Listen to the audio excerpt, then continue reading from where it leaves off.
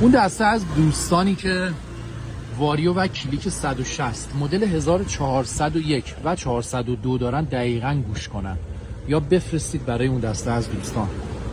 حتما برید تعمیرگاه، دنده اویل پمپتون رو چک کنید، اگر نیاز داشت عوض کنید، اگر نیاز نداشت یه اجرت باز و بست بدید، تعویض کنید. خود ما فکر کنم تا الان بالای 100 خورده 200 تا 160 تا الان فقط موتور وا کردیم، اینا موتور زدن.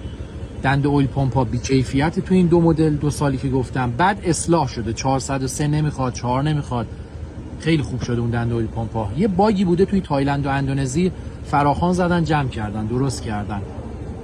توی ایران هم ما داریم به شما اعلام میکنیم، از 2 سال پیش ما به شما اعلام کردیم، پارسال گفتیم، امسال هم داریم میگیم. این دیگه آخرین ویدیوی من در این خصوصه. 402 فکر کنم اسفند ما بود اولیو ما باز کردیم، ایراد داشت. دنده اویل پمپ باعث شده بود موتورسیکلت موتورش رینگ و پیستون قلف کنه.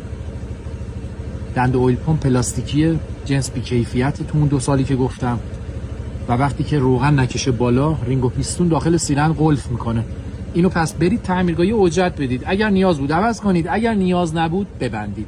توی اکثر موارد نیاز به تعویض داره، پس ببینید به خاطر یه اجرت یا رفتن تعمیرگاه هزینه موتوری به گردن خودتون نندازید. اینو برای اون دسته از دوستانی که واریو یا کلیک 160 مدل 1401 و 2 دارن بفرستید. یهویی وسط راه، وسط خیابون، بیابون، کوچه موتورشون قلف نکنه، خدای نکرده 1000 تا داستان براشون پیش نیاد. خیلی ارادت داریم. صفای وجودتون. کتونی هم عوض کردم.